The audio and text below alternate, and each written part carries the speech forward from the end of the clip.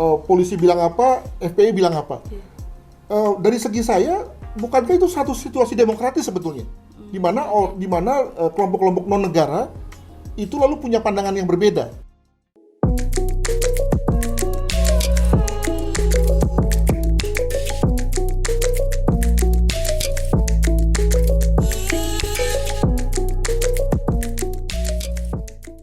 Balik lagi bersama saya Natalia Lorenz di podcast jpnn.com. Kulik terus, jangan kasih kendor. Dan hari ini kita bakal khusus ngebahas soal kasus bentrokan antara FPI dan polisi di Tol Cikampek KM 50 yang menewaskan 6 orang laskar FPI. Dan untuk saat ini hadir di studio bersama saya anggota Ombudsman RI yang juga seorang kriminolog, Profesor Adrianus Meliala. Selamat siang, Prof. Apa Selamat kabarnya? Siang. Terima kasih diundang loh. Ya, saya juga terima kasih nih, Prof. Libur-libur datang ke sini. Ya. Prof, ini langsung aja nih pendapat Prof tentang kasus bentrokan antara FPI dan polisi di Tol Cikampek itu, Prof. Gimana? Pendapat pribadi itu pendapat kelembagaan ini. Pribadi dulu, terus kelembagaan boleh dua-duanya. Baik, saya kira memang pendapat secara pribadi ya, memang ini nggak terhindarkan dalam arti bahwa ketika ada satu situasi di mana kepolisian itu tengah melakukan tugas, lalu kemudian ada semacam perlawanan begitu ya, maka eskalasinya bisa kemana-mana gitu ya. Termasuk kemana-mananya ini adalah bahwa, dan ini yang kemudian juga banyak orang mengkhawatirkan bahwa tidak hanya berhenti pada kasus di Kerawang itu, tapi kemudian lalu bisa menjalar kepada yang lain-lain gitu ya. Pihak yang anggotanya terbunuh lalu marah, lalu kemudian membalas. Jadi saling membalas terus kayak nggak selesai gitu itu yang kemudian lalu bisa kemana-mana. Nah, jadi saya menyayangkan ya hal ini terjadi gitu. Artinya terlepas dari konteks FPI dan kinerjanya, Polri dan kiprahnya, maka saya sih berharap bahwa tidak ada insiden ini gitu. Tapi ketika kemudian terjadi, maka ya saya juga khawatir sebetulnya lalu kemudian eskalasinya bisa kemana-mana itu. Untuk sementara saya berada pada posisi menunggu apa yang sebetulnya terjadi. Saya misalnya mendapat kabar dari kepolisian bahwa kepolisian masih memiliki beberapa bukti-bukti ilmiah lainnya yang belum bisa dibuka dewasa ini begitu. Sehingga kemudian lalu bisa memperjelas posisi kasusnya gitu ya. Apakah ini memang satu tindakan yang berlebihan atau kita sebut sebagai unnecessary treatment atau unnecessary response dari kepolisian, atau memang sudah dapat dianggap sebagai adequate response. Itu nanti biarlah fakta yang berbicara begitu. Dan Prof, di sini kan kalau dari kalangan publik di luar sana kan menyebut ini polisi seharusnya tuh jangan langsung menembak begitu saja gitu, pasti ada protapnya. Kalau menurut Prof, seharusnya protap kepolisian tuh seperti apa ketika menghadapi situasi seperti ini? Betul, polisi memiliki dua protap ya terkait dengan penggunaan senjata dan penggunaan tindakan tegas kepolisian gitu. Hal mana perkap itu juga sebetulnya merupakan adaptasi dari konvensi-konvensi dunia. Di dalam hal ini sebetulnya kepolisian sudah lumayan lah dari segi kemutahiran terkait dengan instrumen-instrumen dunia. Dan juga kemudian juga sudah dilatihkan kepada mereka, baik kepada pendidikan pertama maupun pada pendidikan pembentukannya. Jadi sebagai contoh, ketika polisi pertama kali jadi bintara, itu mereka dilatihkan, lalu kemudian ketika jadi penyidik juga dilatihkan kembali, bahkan ketika misalnya menjadi buser juga kemudian dilatihkan kembali. Artinya juga sudah lumayan. Selalu ada beda antara apa yang ada dalam pelatihan dan apa yang di lapangan. Beda latihan, beda lapangan katanya. Jadi gitu. Beda dinamika di lapangan bisa betul, berubah. Betul. Ya. Kenapa? Karena memang pada situasi di latihan tidak ada ketegangan, gitu kan? Namanya juga latihan. Latihan. Selalu ada situasi simulasi aja, gitu ya. Padahal di lapangan itu selain berlangsung cepat, juga ada kondisi hidup mati dan hal-hal lain yang kemudian tidak muncul pada pelatihan. Sebagai contoh misalnya lampu gelap, lalu lelah, stres juga gitu ya. Yang lalu kemudian ujung-ujungnya seringkali menjadikan apa-apa yang berada dalam konteks perkap itu kemudian tidak berlangsung sebagaimana diharapkan. Sebagai contoh misalnya, saya ambil contoh pada konteks penanganan huru-hara. Ya. Di situ ada 6 tahap, mulai dari tahap penanganan unjuk rasa damai, sampai kemudian bablas ke penggunaan tindakan tegas terukur, sampai misalnya menembak dengan peluru berisi, gitu ya, untuk membubarkan massa. ada stepnya, ada indikatornya, demikian juga ada aba-abanya. Itu kalau di latihan, gitu kan. Tapi kalau dalam konteks kenyataan, maka antara tahap 1 sampai tahap 6 itu bisa bablas dalam waktu hitungan menit saja, misalnya kan. Nah, maka ketika kemudian polisi lalu menggunakan tindakan tegas terkait dengan ancaman yang dihadapinya, masa salah sih, gitu ya. Karena pada saat yang lain juga kepolisian juga diberi kewenangan untuk kemudian melakukan suatu tindakan yang sesuai dengan ancamannya, termasuk dalam rangka melakukan suatu tindakan yang bersifat fatal ya, atau letal, yakni melakukan suatu penembakan. Nah, dalam hal ini maka apa yang menjadi indikatornya? Nah, sesuai teori kepolisian tuh, ini seperti kuliah nih, nggak gitu apa-apa. Karena banyak yang belum tahu nih Prof soal ini. Maka ada satu istilah yang namanya imminent danger. Imminent danger, bahaya yang tak terelakkan. Jadi bahayanya itu sudah sedemikian rupa sehingga kalau kemudian kalau nggak saya sebagai polisi yang kemudian menjadi korban, orang lain yang jadi korban. Maka terkait dengan bahaya yang selevel itu, polisi boleh melakukan suatu tindakan-tindakan yang bersifat tegas, ya, termasuk diantaranya melumpuhkan si pelaku. Nah, untuk itu maka dalam rangka mencapai level imminent danger itu diperlukan judgment, diperlukan keputusan ya. Nah, ini memang imminent danger dan saya lalu kemudian boleh melakukan tindakan menembak. Nah, untuk itulah lalu kemudian diperlukan jam terbang, kualifikasi dari sang penyidik atau sang polisi lah begitu pada umumnya, sehingga kemudian lalu mampu membuat satu judgement yang proporsional. Ya jangan sampai misalnya begini, orang baru angkat pisau, padahal jaraknya 10 meter, lalu kemudian itu dianggap sebagai satu tindakan yang membahayakan. Ya itu kan keterlaluan kan, nggak proporsional gitu. Nah perlu ada pelatihan, perlu ada judgement untuk kemudian membuat kita semua sahih bahwa memang itu tindakan yang beralasan begitu. Prof, untuk memberikan tembakan nih kalau dari kepolisian, apa dengan tembakan peringatan dulu ditembak di kaki atau ada saat di mana mereka bisa langsung menembak mati gitu? Ya tadi ini juga kembali pada bedanya antara protap di latihan dan kenyataan gitu. Jadi kalau dalam situasi tenang di mana kemudian lalu ada jarak, ada space di antara polisi dan pelaku. Lalu kemudian bisa diadakan peringatan 3 kali dulu ya, ke bawah, lalu kemudian ke bagian yang melumpuhkan yakni kaki. Itu kan cerita latihan tuh. Dalam cerita kenyataan seringkali nggak begitu gitu ya. Nah, maka ketika tidak begitu, apakah polisi salah? Apakah polisi lalu kemudian dapat di-blame sebagai pelaku? Nah, ini menurut saya menarik karena dewasa ini kelihatannya diskursusnya ya gitu ya. Bahwa polisi salah langsung harus kenapa menembak mati begitu ya.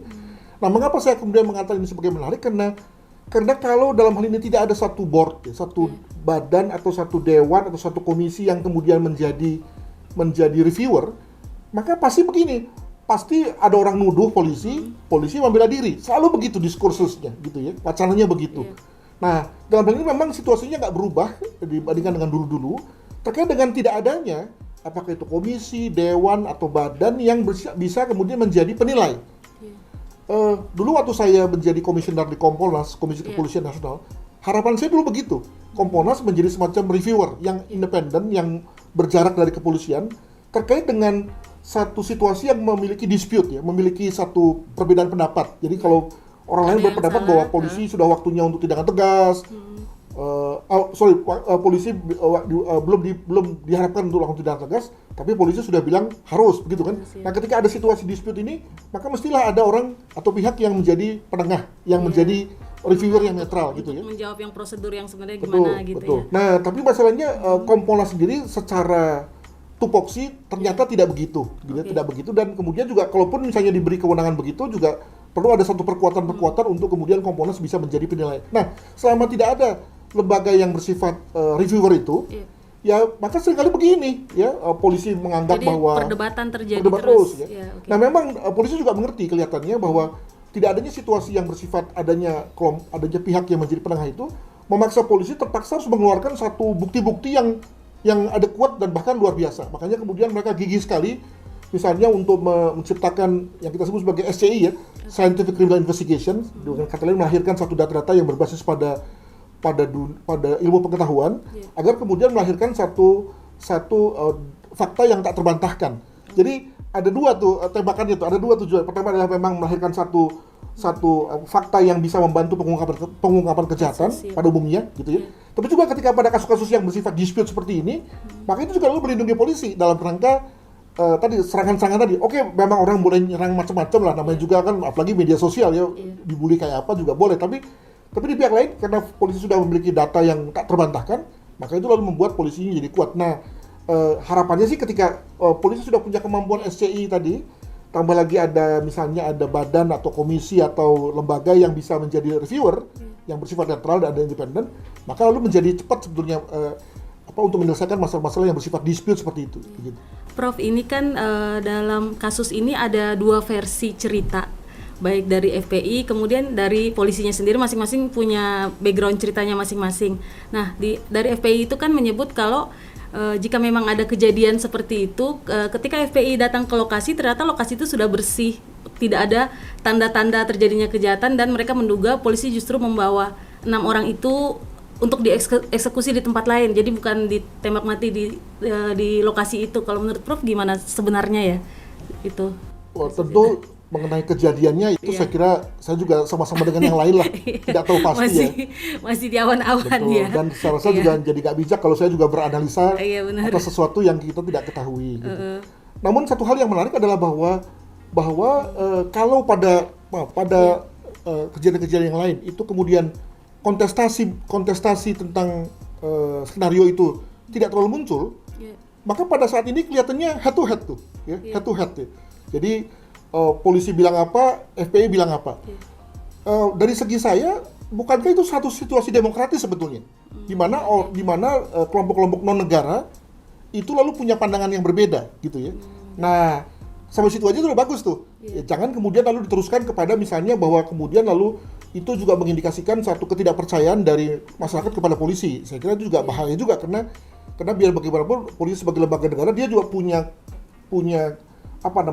kitahnya yang lalu kemudian juga tambah lagi ada semacam instrumen-instrumen pengawasannya gitu, sehingga untuk kemudian menjadi polisi yang menyimpang sih saya rasa enggak lah begitu. Nah, itu yang pertama. Yang kedua, kembali tadi apa yang saya katakan bahwa kelihatannya masih banyak di data-data yang belum terungkap ya terutama yang dimiliki oleh pihak kepolisian, sehingga kemudian untuk menjustifikasi apa yang terjadi saya kira masih butuh waktu dalam konteks menilai apa yang terjadi begitu. Ini kan titik awal masalah ini kan pertama bermula dari Habib Rizik yang akan diperiksa polisi terkait kasus kerumunan itu, Prof, ya kan? Kemudian malah merembet ke adanya diduga polisi diserang mereka, kemudian kalau mereka merasa polisi yang membuntuti mereka. Kalau menurut Prof, apakah wajar hanya karena kasus Rizik ini akan diperiksa kemudian sampai terjadi saling menyerang gitu antara polisi atau ke FPI atau FPI-nya ke polisi gitu? Wajar nggak sih, Prof, sebenarnya? Saya tidak fokus ke soal Habib Rizik ya, tapi begini, bahwa terhadap satu target kepolisian sekelas Habib Rizik, artinya terlepas dari siapapun dia gitu ya, maka kepolisian pasti melakukan beberapa jenis penguntitan, ya. Ada yang terbuka, ada yang tertutup. Tertutup pun juga macam-macam tuh. Ada yang model-model penyurupan masuk ke dalam, ada yang model-model muntit saja gitu ya. Bahkan ada juga yang kemudian menyadap gitu ya. Tentu dengan bantuan dari lembaga-lembaga lain. Artinya pada target-target polisi yang penting itu nggak mungkin dilepas begitu aja gitu. Nggak mungkin lalu polisi kemudian berada pada situasi terdadak. Malah salah tuh kalau polisi terdadak gitu ya. Pasti ada berbagai macam cara gitu ya. Nah, tetapi satu hal yang pasti adalah bahwa terkait dengan cara-cara tersebut adalah cara-cara yang berada pada level intelijen sebetulnya.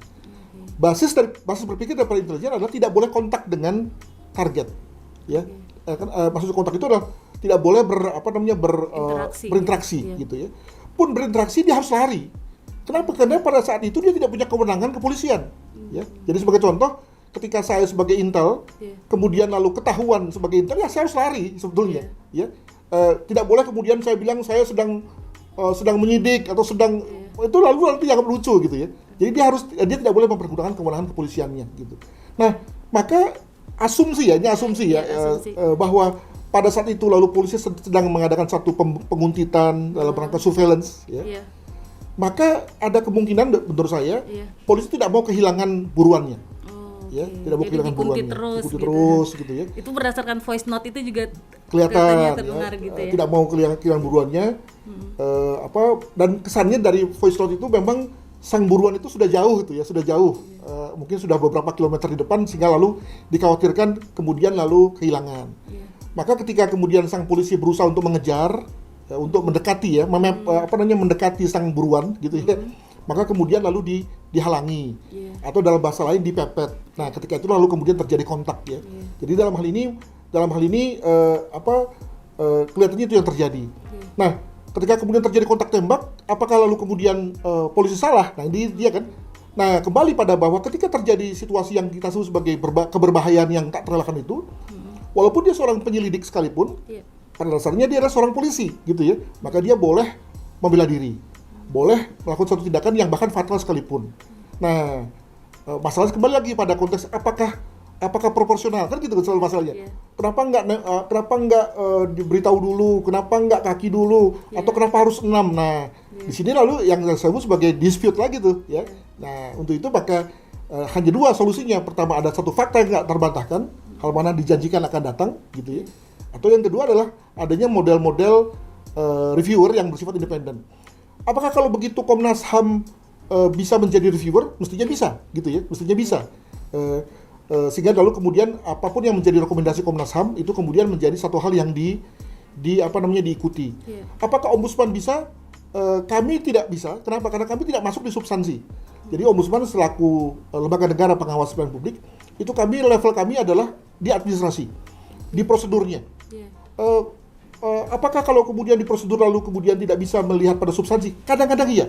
Saya ambil contoh misalnya pada kasus demonstrasi 21, 22 bahkan 24 Mei ya, pada waktu seusai pengumuman hasil Pilpres oleh Bawaslu, itu kemudian kan lalu sebagaimana diketahui ada huru-hara di Jakarta ya kan, di mana kemudian lalu terjadi ada beberapa orang meninggal, lalu kemudian bentrok di Jakarta juga. Nah, kami kemudian turun dan melihat pada kualitas data-data atau dokumen-dokumen yang dikeluarkan oleh kepolisian. Sebagai contoh misalnya, jadi ada satu perkap yang mengatakan begini, bahwa setiap kali seorang anggota polisi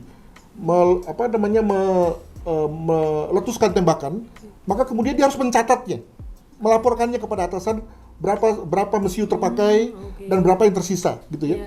Maka kemudian ketika kami cek, wah ternyata kok nggak pas ini. Nah, kemudian kami tegur kepolisiannya. Itu contoh dari pemeriksaan prosedur yang kami lakukan selama ini, begitu. Prof, ini FPI kan sudah melaporkan kasus penembakan 6 laskarnya itu ke Komnas HAM. Apakah mereka juga bisa melapor ke Ombudsman, Prof? Bisa diterima kasus seperti itu kalau di Ombudsman? Ya, tupoksi kami tidak boleh menolak. Ya. Tapi kemudian kami tentu pada semua laporan yang kami terima, kami kemudian assess dulu sejauh mana itu masuk dalam ranah kami. Jadi ranah kami kan ranah administratif, pencegahan dan non hukum, gitu ya. Maka ketika misalnya ada satu kasus yang sebetulnya sudah masuk pada ranah penegakan hukum, ya sebagai contoh misalnya sudah waktunya untuk dilakukan suatu penegakan tindak pidana, ya kami nggak bisa bilang. Kami bilang bahwa itu sebaiknya didorong kepada kepolisian saja, misalnya begitu. Atau ketika kasus tersebut itu sudah berada di ranah pengadilan misalnya, ya artinya sudah masuk pada jalur litigasi, ya sebaiknya tidak masuk kepada Ombudsman. Nah, kami akan assess dulu. Jika kemudian masuk kepada ranah kami, maka kami akan lakukan sesuatu. Gitu. Prof kan sampai sekarang masih menjadi pengajar perwira Polri juga, Prof. Betul. Ya. Betul. Ini saya mau nanya terkait senjata api. Ini kan FPI ada barang bukti berupa senjata api revolver atau rakitan, saya kurang ini, revolver yang disebutkan. Nah, itu apa memang awam semudah itu bisa mendapatkan senjata api, Prof? Peredaran senjata api sekarang di Indonesia gimana sih, Prof? Kalau senjata api organik tentu tidak mudah ya, karena itu kan hanya dimiliki oleh angkatan saja. Angkatan dan juga beberapa pejabat yang memang sesuai dengan ketentuan diperbolehkan menguasainya. Tidak memilikinya ya, tapi menyimpannya atau menguasainya, gitu ya. Nah, namun demikian pada yang senjata ekspor, tentu lain cerita. Itu bicara mengenai bahwa ada orang yang membawanya ke dalam dengan berbagai macam cara dan kemudian lalu menjualnya melalui black market, gitu kan. Itu lalu kemudian bisa dikatakan sebagai tidak semuanya terpantau. Yang lalu jadi masalah adalah lebih pada senjata rakitan sih. Ya, ada beberapa tempat di Indonesia yang memang memiliki tradisi memproduksi dan menjualnya. Hal mana terkait dengan kemajuan dari industri bubut dewasa ini ya, itu kemudian lalu mampu melahirkan senjata yang sama bagusnya dengan dengan yang aslinya yang gitu asli, ya. yang organik tadi. Betul. Oke. Yang membedakannya menurut saya hanya ketepatan tembakannya gitu ya. Iya. Mungkin dari segi jauhnya, mungkin juga dari segi ketepatan bidikannya. Tapi kalau dari segi tampilannya itu sama ya. Baik yang berkaitan dengan senjata genggam atau senjata laras panjang. Nah, ini yang lalu jadi soal karena walaupun sudah digerebek berkali-kali ya, tapi tetap Tetap saja aja masih ada Betul, tetap celah gitu. buat menjual ya, Prof. Ya? Nah, yang jelas yang itu pasti legal. Iya. Itu biasanya dijualnya di daerah mana sih, Prof? Mungkin sahabat Prof tahu yang paling sering kejadian mereka tuh ditangkap dan memproduksi senjata ilegal itu di mana tuh, Prof? Sejauh ini sih yang sudah masuk dalam radar kepolisian itu 2. Di mana Di tuh? Jawa Barat, di Sumatera Selatan, di daerah Lampung itu adalah memang daerah-daerah yang menjadi produksinya. Iya. Ada kabar juga daerah Sulawesi juga ada gitu ya. Nah, yang ketiga juga kemudian nggak bisa dipungkiri adalah senjata-senjata ex-konflik yang saya kira masih berada di tangan-tangan beberapa orang ya. Konflik, misalnya konflik Ambon, lalu juga konflik yang berasal dari atas, dari Filipina, di bawah Kan lewat. bisa diselundupkan gitu ya, Betul, Prof. itu kemudian lalu ada di tangan-tangan warga. Nah, ada 2 kemungkinan mengapa ada di tangan warga. Pertama untuk gaya-gayaan, untuk semacam memento, semacam nostalgia gitu ya. Nah, yang kedua adalah lebih kepada untuk menjaga diri. Nah, menjaga diri ini yang kemudian lalu seringkali bisa kita lihat pada beberapa kasus di mana ketika misalnya ada mobil yang saling berselisihan lalu kemudian pengemudinya ngangkat senjata. Nah, itu apakah itu yang dikatakan sebagai tidak aman ya? Artinya di tangan orang yang tidak pada tempatnya. Maka kemudian lalu konsepsi tidak aman itu lalu bisa menjadi berbahaya kan gitu. Nah, maka seyogianya memang sebaiknya menurut saya itu kita berada pada situasi rejim tanpa senjata sama sekali, sehingga kalau misalnya dalam hal ini ada kasus yang melibatkan senjata, maka itu pasti melibatkan aparat begitu ya. Nah, sekarang ini mengingat rejim senjata api yang menurut saya tidak terlalu kuat itu, maka ada saja kemungkinan senjata-senjata yang berada di tangan sipil gitu. Oke. Prof, ini kan banyak juga orang kalangan publik di luar sana, sebagian membela Polri, sebagian juga membela FPI. Kalau menurut Prof sendiri, melihat kiprah FPI selama ini, apakah FPI itu cukup berani untuk menyerang polisi, Prof? Kalau Prof lihat kan selama ini kan mereka paling menyerang lewat mungkin dengan demo-demo saja atau kritik-kritik pedas gitu. Apakah mereka termasuk yang cukup berani sampai dengan menyiapkan pistol kemudian menyerang polisi gitu? Saya kira saya ambil analogi ya. Analogi begini. Ada kelompok anak-anak sekolah yang kemudian tawuran dengan sekolah lain. Ketika kemudian kelompok itu setelah selesai tawuran, lalu kemudian si anak-anak itu kemudian berpisah, pulang ke rumah masing-masing. Lalu ketika berada dalam satu kelompok, mereka beringasnya minta ampun, ya, beraninya minta ampun. Begitu pulang ke rumah, dia menjadi anak mami, gitu ya. Nah, apa yang mau saya katakan, ketika orang itu berkumpul dalam kelompoknya, dalam komunitasnya, bisa kemudian melahirkan satu perilaku yang nggak terduga sama sekali. Sebetulnya orang-orang ini ketika berada dalam situasi sendiri, itu orang-orang yang law abiding, taat hukum, tapi begitu kemudian berkumpul, wah beraninya minta ampun. Termasuk juga untuk berbuat sesuatu yang bersifat melanggar hukum dan menyerang kepolisian. Nah, saya duga bahwa dalam hal ini bisa terjadi situasi seperti itu. Begitu. Ini Prof, apakah harus perlu dibentuk, karena masih banyak perdebatan di luar sana terkait kasus ini, entah siapa yang benar, entah FPI, entah polisi. Apakah perlu dibentuk tim independen, Prof, untuk menyelesaikan kasus ini? Jadi kayak netral gitu tim ini, biar tidak terkesan memihak salah satu pihak gitu. Menurut Prof gimana tuh? Ya sebaiknya begitu, namun kan sudah telat ya. Kenapa? Karena sebetulnya tim itu kalau misalnya itu diperlukan, sebaiknya itu jauh-jauh hari sudah ada. Namun tadi saya katakan bahwa kita pernah berusaha melalui eksperimen dengan Kompolnas, kemudian nggak jadi. Komnas HAM juga berkali-kali ya, tapi karena mungkin pendekatannya Komnas HAM itu agak agresif dan ofensif, maka kemudian lalu pihak kepolisian, kesan saya itu menutup diri, langsung kemudian ngambil jarak gitu ya. Apakah ombudsman bisa? Kami tergantung dengan kewenangan sih, karena kami tidak boleh masuk ke substansi, kami masuk di prosedur. Jadi memang ada kekosongan nih. Nah, tapi tadi saya katakan juga bahwa di pihak lain juga polisi memang sebetulnya perlu membutuhkan reviewer yang bersifat netral tadi, gitu ya, agar kemudian dia kan juga nggak mau ya menjadi organisasi yang kemudian pergi-pergi dengan semacam gandol, wah ini nggak profesional, padahal itu menjadi jargonnya kan gitu. Untuk itu maka Maka untuk sementara ketika bicara mengenai ketiadaan mekanisme itu, tadi polisi begitu eager untuk memperkuat diri dalam rangka menyediakan, memproduksi data-data yang kelihatannya kuat ya, yang kita sebut sebagai scientific criminal investigation tadi, yang memiliki fungsi lain yakni dalam rangka untuk mengungkap kejahatan secara paripurna. Nah, kelihatannya itu yang situasi yang sekarang ini terjadi begitu. Ini kan masih ada katanya 4 pelaku yang menjadi buronan dalam kasus ini dan bisa jadi mereka ini saksi kunci ya, Prof, di kasus ini. Apakah sebaiknya kan harusnya 4 orang ini apakah sebaiknya menyerahkan diri sehingga bisa dibilang ini kalau memang mereka membongkar bahwa yang salah itu polisi, kan mereka jadi ketahuan itu 6 temannya yang meninggal itu memang karena entah sesuai versi mereka di eksekusi polisi di tempat lain dan bukan ditembak di tempat seperti yang berdasarkan versi polisi. Menurut Prof gimana? Bisa saja ya. Cuma jangan lupa bahwa sebetulnya soal data speaks itself itu atau data yang berbunyi dengan sendirinya itu juga bisa hadir lewat berbagai hal yang lain. Contoh misalnya soal jenazah. Itu kan bisa berbicara banyak tuh. Misalnya mengenai peluru yang masuk ke tubuhnya, ya. Apakah 1 atau lebih misalnya. Demikian pula jarak tembaknya gitu ya. Lalu kemudian yang ketiga juga adalah jenis senjata yang dipakai oleh kepolisian. Yang kedua adalah dari segi kendaraan yang digunakan yang kemudian dikatakan sebagai juga lecet dan seterusnya itu kan juga lalu bisa diperkirakan sebagai kita bisa memperkirakan lah gitu bagaimana situasi saling pepetnya gitu ya. Bertabrak-tabrakan betul gitu. begitu. Nah, itu kan yang belum sampai ke situ. Nah, itu yang saya kira akan dihadirkan oleh polisi itu untuk kemudian sampai pada kesimpulan bahwa paling tidak menurut polisi ini adalah sesuatu yang proper gitu ya. Nah, apakah lalu kemudian setelah data itu dikeluarkan lalu kemudian debat selesai? Mungkin aja enggak ya.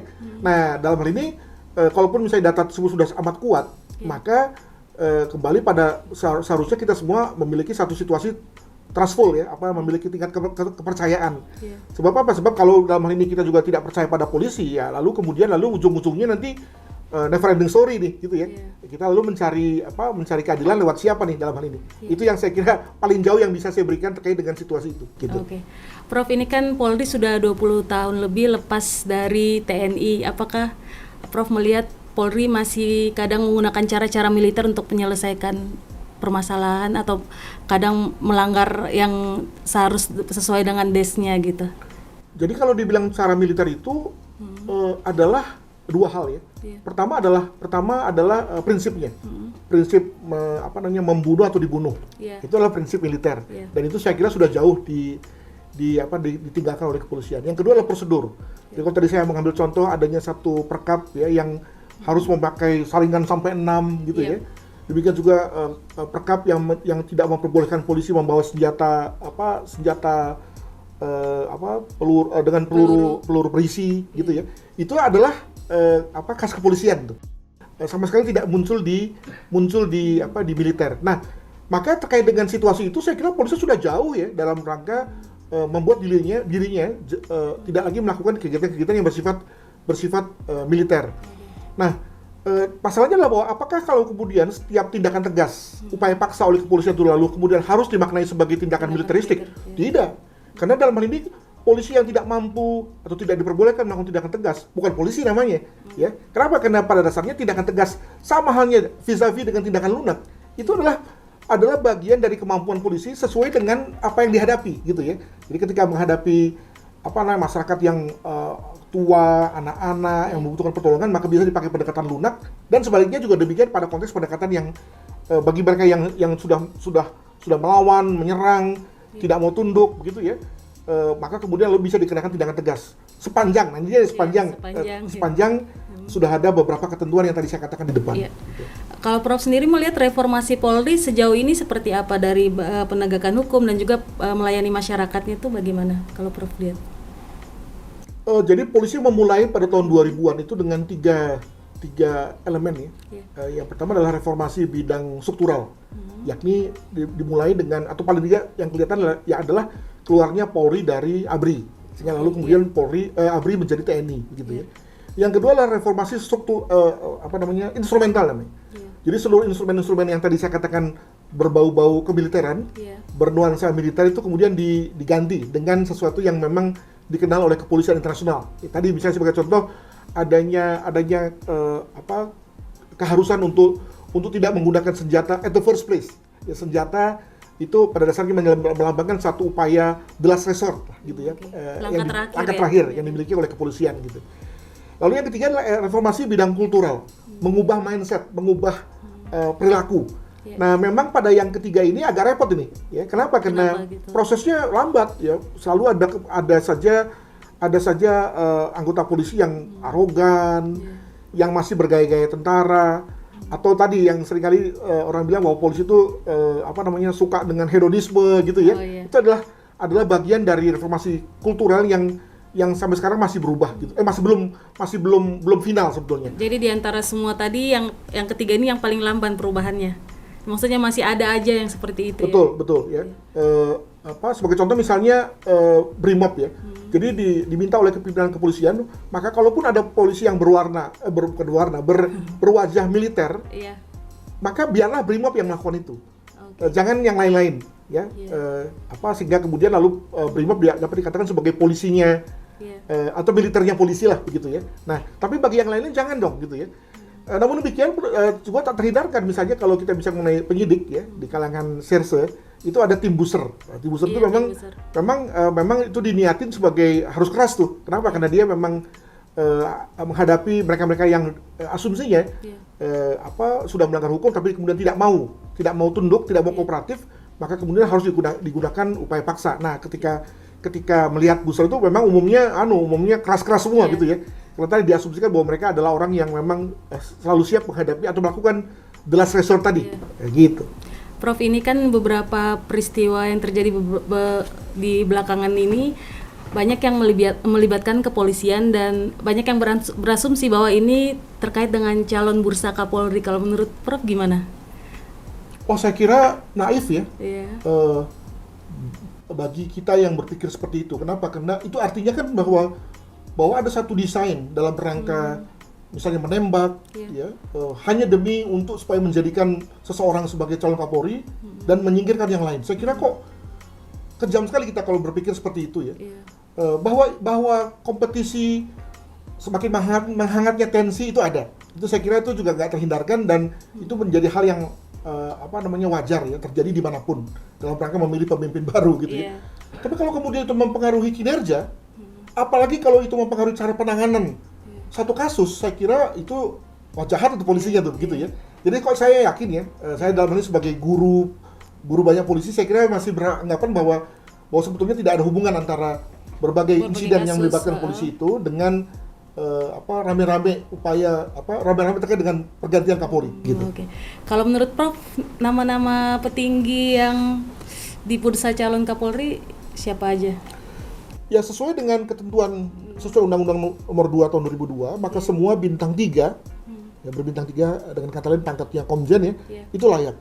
Sejauh ini ada 8 komjen ya, kalau salah yang secara kepangkatan layak gitu ya. Ada Wakapolri, ada Kabaharkam, ada Kalemdiklat, ada Irwasum, itu semua secara pangkat itu masih memungkinkan. Pengalaman kami dulu di Kompolnas adalah setelah kepangkatannya itu masuk, kemudian lalu dilihat lagi berbagai parameter yang lain. Sebagai contoh misalnya usia. Ya. Juga terdapat dalam Undang-Undang Nomor 2 itu tentang bahwa sebaiknya seorang calon Kapolri itu tidak berusia, dia masih memiliki usia aktif itu 2 tahun. Agar apa? Agar selama 2 tahun itu dia masih bisa menerapkan program-programnya sampai tuntas. Lain halnya seperti misalnya Pak Idam itu kan beliau itu kan tanggung ya. Hanya 1 tahun 12-13 bulan lah begitu, sehingga mau bikin program apa selama cuma 13 bulan kan. Jadi nanggung sekali. Nah, untuk itu 2 tahun dianggap sebagai hal yang minimal. Nah, itu tadi terkait dengan syarat berikutnya. Lalu kemudian yang lain-lain soal misalnya kelengkapan pendidikan, kelengkapan penugasan. Nah, itu yang lalu kemudian pada waktu pengalaman saya dulu di Kompolnas itu kemudian kita buat semacam tabel, semacam peringkat, lalu itu yang kami sodorkan kepada Presiden RI untuk kemudian beliau memilih, karena memang masih menjadi ranah prerogatif beliau.